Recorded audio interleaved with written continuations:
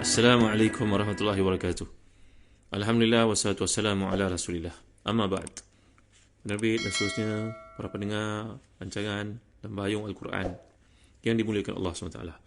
Kita telah pun masuk ke ayat yang ke-7, ke-8 dan insya-Allah ke-9 daripada surah Yasin.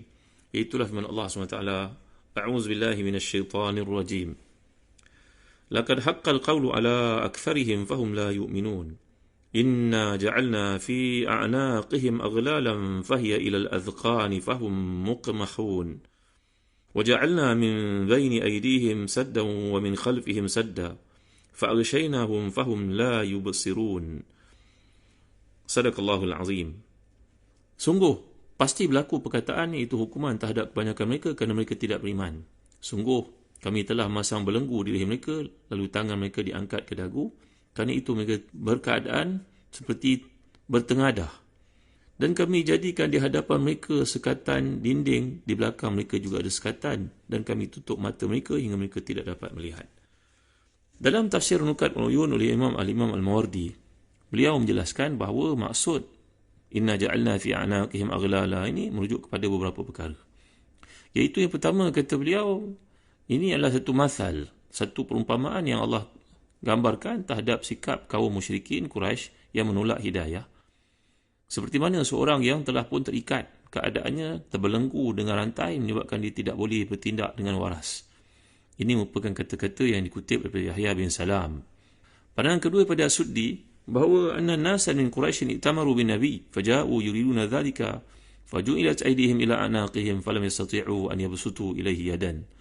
Iaitu merujuk kepada satu perkara yang berlaku pada golongan musyrikin ketika mereka cuba melakukan konspirasi kepada Nabi lantaran mendengar Nabi membaca Al-Quran, lalu Allah telah melekatkan tangan mereka itu ke tengkuk-tengkuk mereka tidak dapat menggerakkannya. Krem. Maka ada juga yang mengatakan bahawa peristiwa ini berlaku kepada Abu Jahal. Iaitu beliau berkata dengan sombongnya, kalau aku melihat Muhammad sallallahu alaihi wasallam, sungguh aku akan lakukan begini-begini. Ditunjuk nak cekiknya Nabi sallallahu alaihi wasallam. Tiba-tiba bila Nabi lalu di hadapannya, dia tidak nampak. Orang ramai berkata kepadanya, Abu Jahal, ini Muhammad. Namun Abu Jahal tak nampak Nabi SAW. Dia bertanya, mana dia? Mana dia? Ini juga satu riwayat dikemukakan. Di samping itu, seperti kata Al-Imam Abu Hayyan dalam tafsirnya, Al-Bahrul Muhit, bahawa anal murad bihi ja'alullahu subhanahu wa ta'ala lahum fi an-nar min al-aghlal fi a'naqihim wa yakunu al-ja'al huna ma'khuzan min al-ju'ala allati hiya al-ujra.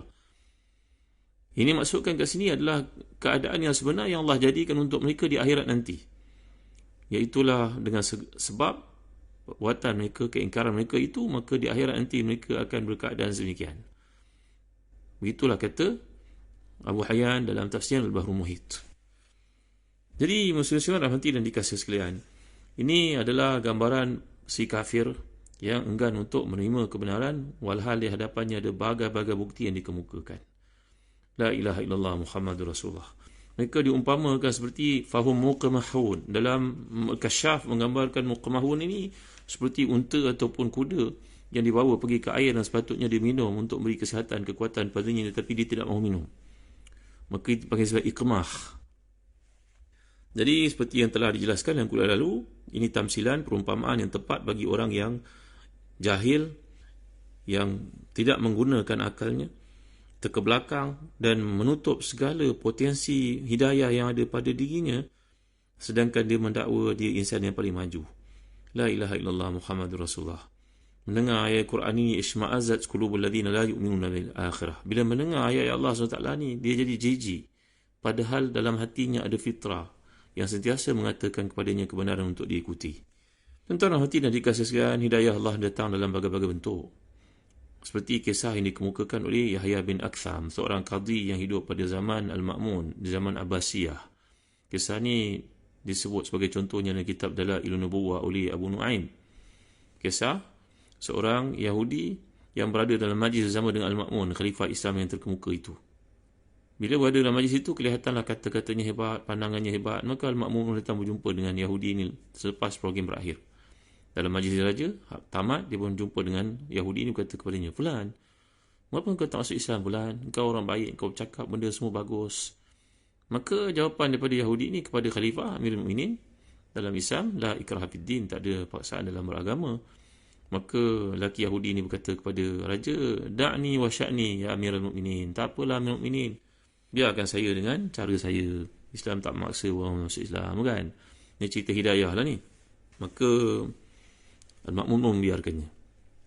Setahun lelaki Yahudi ni tidak kelihatan dalam majlis Al-Ma'mun. Sehingga tuan-tuan dan hadirin sekalian, selepas tahun itu muncul Yahudi ni dalam keadaan dia pakaiannya, fizikalnya, penampilannya sudah jadi seorang Muslim. Maka Al-Ma'mun bertanya kepadanya, Fulan, aku cakap engkau setahun lalu ajak engkau masuk Islam, kau tak masuk. Tiba-tiba pada hari ini kau masuk. Kenapa Fulan? Maka Yahudi ni pun bercerita, Tuanku Amirul Mukminin, saya seorang khattat. Khattat ni maknanya seorang kaligrafer. Saya seorang yang cantik tulisan. Maka untuk membuktikan kebenaran Islam ni, saya pergi ke banyak tempat dalam dunia. Dalam negara Islam ini, saya telah pun mengambil kitab Taurat. Kitab saya lah, dia Yahudi. Dan saya pun mengambil beberapa naskah, saya tulis dengan tulisan yang cantik, saya perindahkan dengan zakhrafahnya, dengan tajmil, tazyinnya yang cantik. Maka selepas menulis 3 itu, saya pun mengubah, meminda, membuang sesuka hati saya. Dan saya pun bawa 3 naskah kitab Taurat yang telah dipinda ni kepada beberapa orang ruhban, rahib di kalangan Yahudi. Mereka kagum, impress melihat hasil tulisan yang baru ini. Lalu mereka pun berebut-rebut membelinya, tanpa mengetahui dalamnya telah berlaku penyimpangan, pemindaan dan juga suntingan, buangan sesuka hati saya. La ilaha illallah Muhammadur Rasulullah. La haula wala quwwata illa billahil aliyyil azim. Saya pergi pula pada kitab Injil. Saya beli dan saya kopi 3 naskah. Saya buat dalamnya sesuka hati saya. Saya buang, saya pindah, saya tambah, saya reka. Yang tak ada saya masukkan. Maka saya pun berjumpalah dengan padri-padri Kristian dan mencadang ke mereka untuk melihat Injil yang baru saya hasilkan ini, yang baru saya tulis ini. Mereka kagum.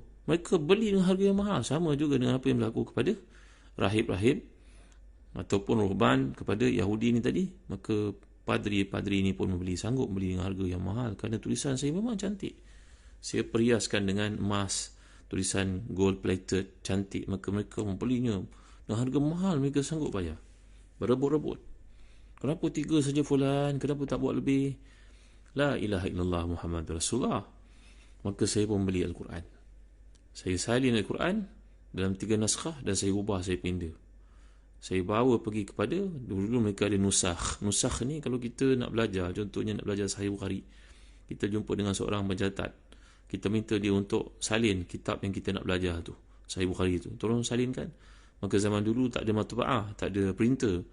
Maka orang yang tulisannya cantik ini biasanya dia bekerja untuk menyalin buku yang kita beri kepada dia exactly. Maknanya 100% dia akan nakalkan. Maka saya pun bawa Quran yang telah saya ubah dalamnya itu kepada seorang daripada karangan orang biasa-biasa yang kerjanya tulisannya cantik. Dia bukan orang alim, kerjanya menyalin buku. Saya bagi kepada dia kitab Al-Quran ni. Saya kata kepada dia, Fulan, tolong tulis Quran ni, ikut apa yang ada ni. Bimujarad an yatasaffah al-mushaf, sebaik saja dibuka Quran yang telah saya pindah itu, di muka pertama dia ambil Quran itu, dibalingnya ke dinding. Kau jangan Fulan, ini Quran kami, jangan kau ubah dannya. Kau Yahudi kan? Kenapa kau begini? Orang bunuh kau nanti Fulan. Terkejut saya mendengarnya. Padahal dia bukannya seorang pemimpin Islam pun. Dia hanyalah seorang kerja dia macam kerani. Macam orang yang tulisan cantik ni, kita minta disalin balik semula. Itu belum lagi dibuka muka kedua, ketiga, memang dibunuhnya saya kalau dibuka nanti. Dia ambil Quran itu, dibalingnya ke dinding. Terkejut saya. Dia kata, Prasin, kau jangan buat begini, nanti orang bunuh kau nanti. Baik kau berhenti, pergi bakar Quran ni. La ilaha illallah Muhammadur Rasulullah. Terkejut saya Amirul Mukminin. Mulai hari itu saya bertambah yakin kebenaran Islam. Di situ orang dapat hidayah, tuan-tuan. Maka Yahya bin Aktham rahimahullah, ini merupakan seorang qadhi yang terkemuka pada zaman Abbasiyah. Maka Yahya bin Aktham ni dia pun pergi menunaikan ibadah haji pada tahun itu. Jumpalah dengan seorang muhadis yang terkemuka, alim yang hebat, namanya Sufyan bin Uyainah di Arafah, di Mekah. Dia berkata kepada Sufyan bin Uyainah, ayuhal alim, tuan guru, saya melalui pengalaman ni di Baghdad, ada seorang Yahudi masuk Islam. Dia seorang khattat.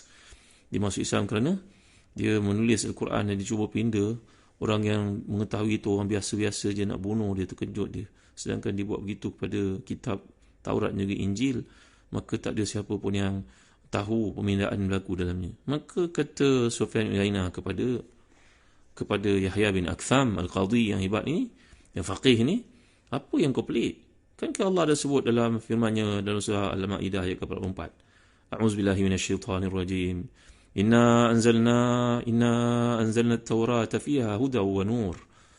يحكم بها النبيون الذين أسلموا للذين هادوا والربانيون والأحبار بما استحفظوا من كتاب الله وكانوا عليه شهداء فلا تخشون الناس واخشون ولا تشتروا بآياتي ثمنا قليلا ومن لم يحكم بما أنزل الله فأولئك هم الكافرون. Kan ada ayat ini. Apa maksudnya tuan-tuan? Sungguhnya kami telah menurunkan kitab Taurat yang mengandung hidayah dan cahaya yang menerangi. Dengan kitab itu, para nabi yang menyerah diri kepada Allah menetapkan hukum bagi orang Yahudi. Rabbaniyun, iaitu ketua-ketua agama dan penita-penita mereka, kerana mereka diamanahkan untuk memelihara dan menjalankan hukum-hukum daripada kitab Allah itu. Dan mereka pula menjadi saksi terhadap kebenarannya. Maka jangan kamu takut pada manusia, tapi hendaklah kamu takut kepadaku. Jangan kamu menukar ayat-ayatku dengan harga yang sedikit, kerana mendapat rasuah, pangkat dan lain-lain keuntungan dunia. Sesiapa yang tidak menghukum dengan apa yang tertetapkan Allah, maka mereka itulah orang yang kafir. Kan Allah janji kitab kita sebagai orang beriman. Engkau baca kan dalam firman Allah menerusi surat Hijr. Apakah yang dijanjikan oleh Allah, tuan-tuan? Janji Allah SWT dalam ayat ke-9, A'udzubillahi minasyaitanir rajim. Inna nahnu nazzalna dzikra wa inna lahu lahafizun. Iaitulah, sungguhnya kami yang menurunkan Al-Quran dan kami meliharanya. Kata Sufyan bin Uyainah kepada Yahya bin Aktham. Kita menceritakan tentang soal hidayah, tuan-tuan. Hidayah adalah satu perkara yang kita kena usahakan. Yang betul anak-anak kita belajar di sekolah, tapi sejauh mana usaha kita untuk memastikan kesuburan akidah yang ada dalam dirinya.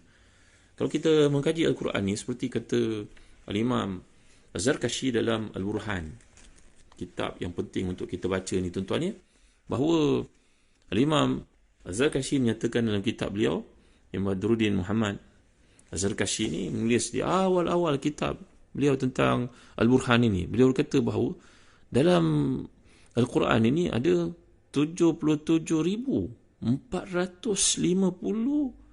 ilmu. Dan sebanyak itulah hidayah Allah SWT. Allahu Akbar.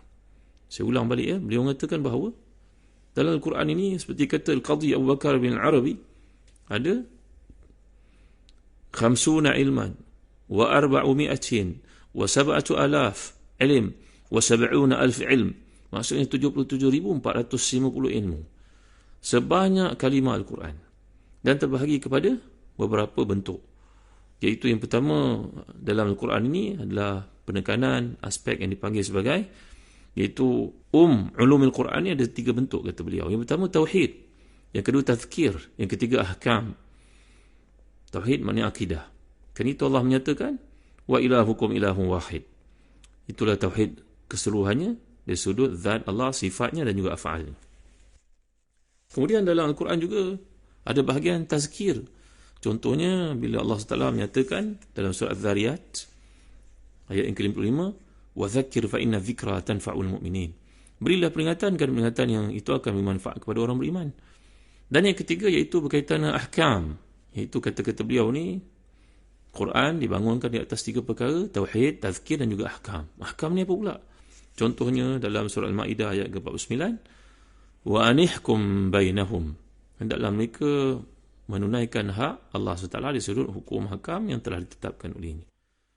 Maka muslim-muslimat, para pendengar yang dirahmati dan dikasihi sekalian, inilah di antara perkara yang ditamsilkan oleh Allah untuk kita faham bahawa sikap orang yang tidak mahu beriman itu adalah seumpama orang yang begitu keadaannya terikat, yang kita panggil sebagai isti'arah tamthiliyah tadi, bagi menggambarkan. Kerana dalam Quran bila kita baca, kita kena ingat ada perkara-perkara semikian. Macamlah seseorang berkata, kan, fulan masuk Islam.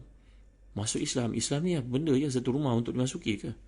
Ataupun kita mengatakan bahawa fulan memeluk Islam. Memeluk di pokok ke? Atau tiang ke? Ini bahasa. Tutup pintu cepat. Nanti aircon keluar. Aircon tu ada kaki yang nak keluar, tuan. Maka ini perkara yang kita kena kaji bila membaca Al-Quran. Satu aspek yang kadang-kadang ditinggalkan mengakibatkan kita tidak faham Tadabbur itu tidak akan berlaku, tuan-tuan. Kata Syekh Hasanah Banaka Al-Maidani, seorang ahli tafsir terkemuka dengan kitab beliau Qawaidul Amthal, Tadabbur Kitabillahi Azza wa Jal. Untuk tadabbur Al-Quran itu yang paling penting sekali, mesti kita memahami apakah perkara-perkara asas yang ada dalam bahasa Arab. Mudah-mudahan cerita yang saya bawa tentang Yahya bin Aktham ni tadi berguna untuk kita memahami, supaya kita menggunakan akal kita untuk berfikir dan ambillah peluang selagi ia ada untuk mendekatkan diri kepada Allah SWT. InsyaAllah nanti kita akan lihat lebih lanjut dalam ayat yang berikutnya. Wallahu a'lam wa sallallahu ala sayyidina Muhammad wa ala alihi wa sahbihi wa baraka wasallam. Alhamdulillahi rabbil alamin wa barakallahu fikum. Wassalamu alaikum warahmatullahi wabarakatuh.